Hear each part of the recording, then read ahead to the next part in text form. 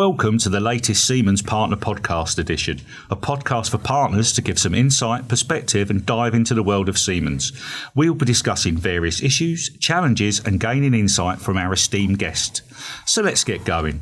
Today's guest is Steve Leech, Business Lead for Business Accelerator within the Process Automation team. So Steve, welcome to the Siemens Partner Podcast from sunny Manchester. Thank you, Mark. Good. How are you, sir? I'm good, thank you. And it's good to join you today on a not so sunny Manchester day. That seems to be the response we get every time I say sunny Manchester. So to get things going, like to ask all my guests this question. You're hosting a dinner party for 5 people. You're one of them, of course. Okay. What 4 other people would you invite, either dead or alive, but they must be famous?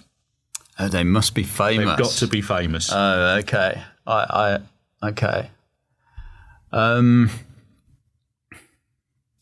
presume I don't have to cook. No, so that's Brilliant. all taken care of. It's just Excellent.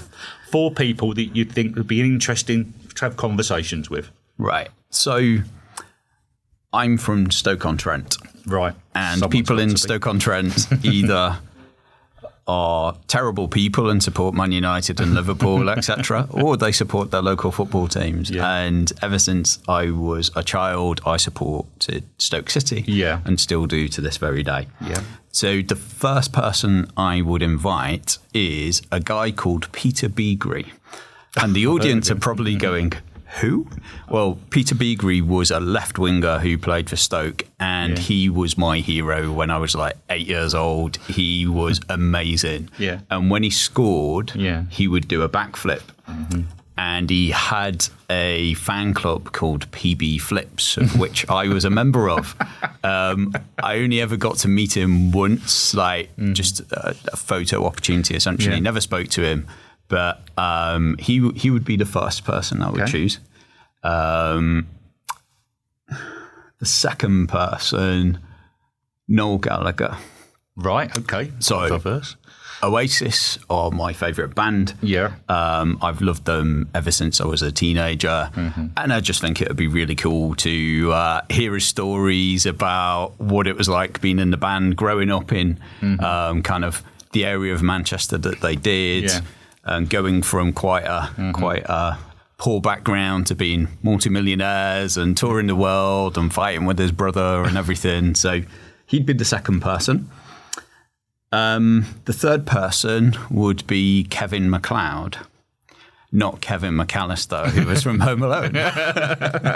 Kevin MacLeod, who is the host of Grand Designs. Right. So you're looking confused as to why. Straight over my head, that one. I've never seen Grand Designs. I love Grand Designs. So the concept of Grand Designs is people build their own houses and Kevin will take them through their journey. Yeah. But he also seems to just be a really interesting guy who knows something about everything. Yeah. And I want to find out if that's true or if it's fake for TV. Yeah. Because I'd invite him because I think if conversation started to dry up, he'd have something that he could bring to that conversation. Uh-huh. The fourth person, I actually was going to say my girlfriend. And I was going to say that because she would kill me if I didn't invite her. But if it has to be somebody famous, I think Steve Jobs. Yeah. I'm a massive fan of Apple. Yeah. And things like the iPod and the iPhone have changed so much. Mm-hmm. And just to chat to him about how he thought of it, I've read his books about his motivations and stuff, and he was quite, I guess, controversial in some ways as a character. But I think Steve Jobs would be the fourth if it has to be 4 famous people. Yeah, I mean that's very, very diverse, and I would never ever think I'd get Noel Gallagher and Peter Beagrie in the same conversation. So thank you for that, and it's interesting that Steve Jobs has come up again because we've had other people say him as well. So it shows doing there. Okay, so we've gone from the nicey bit to this even bit more serious now. No, I'm joking. There's a few areas I wish to cover in the time we have, and the first one is. For everybody out there, what is PA sales transformation? Okay, well, I guess if I take a little step back, people probably lead in our DCS business within the process automation business. Yeah. So our process automation business is made up of a number of product businesses and our solutions delivery. So PA sales transformation is something that we've been working on for in the background for around the last 12 months or so, which is about how we shift from being product orientated to how we engage with the market to being market orientated. So that's in a nutshell, that is its simplest form. But what does it kind of look like and what does it mean? I just mentioned we were structured based on technology. We're no longer structured based on technology.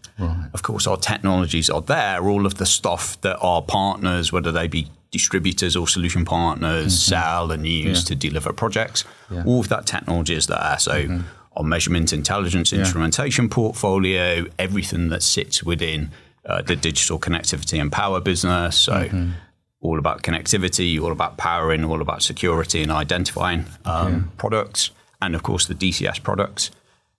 They're all still there. But the way in which we're taking those to market has sort of shifted. So we now have a different team structure. Same people, familiar names who you'd be used to.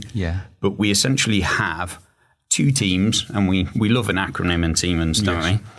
So these teams are called PSD, Product Sales Development. They're split into two. One team is focused on the discrete and hybrid industries, and the other team is focused on the process industries. Paul Hingley even leads the discrete and hybrid team, and Derek Moore leads the process team. So people in there are sales specialists. We then have a third team, which is called VSE, Value Sales Enablement. That's led by Ben Cayley.